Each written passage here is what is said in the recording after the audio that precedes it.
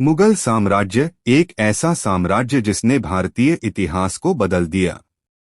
लेकिन क्या आप जानते हैं कि मुगलों की सैन्य ताकत और उनकी रणनीतियों ने उनकी सफलता में कितना बड़ा योगदान दिया? आज हम बात करेंगे मुगल सेना के उन अनोखे हथियारों और तकनीकों की जिन्होंने उन्हें बेमिसाल बना दिया। मुगलों की सबसे बड़ी ताकत थी उनकी तोपखाना तकनीक। बाबर ने पानीपत की पहली लड़ाई में तोपों का इस्तेमाल किया और इब्राहिम लोदी की बड़ी सेना को हरा दिया।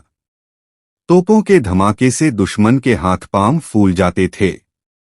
इन तोपों का इस्तेमाल न केवल किले तोड़ने में किया जाता था, बल्कि युद्ध के मैदान में दुश्मन को कमजोर करने में भी। मुगल सेना के पास युद्ध के हाथी भी एक महत्वपूर्ण हिस्सा थे।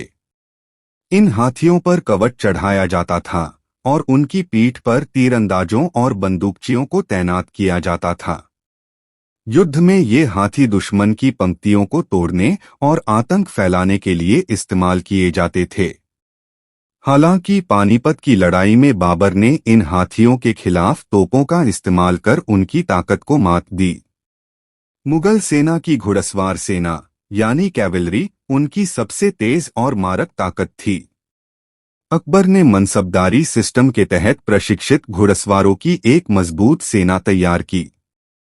ये घुड़सवार सेना दुश्मन पर तेजी से हमला करती और रणनीतिक पैंतरेबाजी में माहिर थी। मुगल सेना केवल हथियारों और तकनीकों में ही नहीं, बल्कि संगठन और रणनीतियों में भी सबसे आगे थी। मनसबदारी प्रणाली ने सेना को अनुशासित और प्रभावी बनाया। हर सैनिक को उनकी योग्यता और रैंक के हिसाब से जिम्मेदारी दी जाती थी। साथ ही मुगल साम्राज्य की खुफिया प्रणाली भी बहुत मजबूत थी, जो युद्ध में दुश्मन की हर चाल को पहले से समझ लेती थी। तो ये थी मुगलों की सैन्य ताकत और उनकी तकनीक, जिन्होंने भारत पर कई वर्षों तक शासन किया। उनकी तोपखाना कला, घुड़सवार सेना और युद्ध के हाथियों ने न केवल दुश्मनों को हराया, बल्कि उनकी सैन्य रणनीतियां आज भी इतिहास में मिसाल के तौर पर देखी जाती हैं। अगर आपको ये वीडियो पसंद आई हो तो इसे लाइक करें, शेयर करें और हमारे चैनल को सब्सक्राइब करना न भूलें।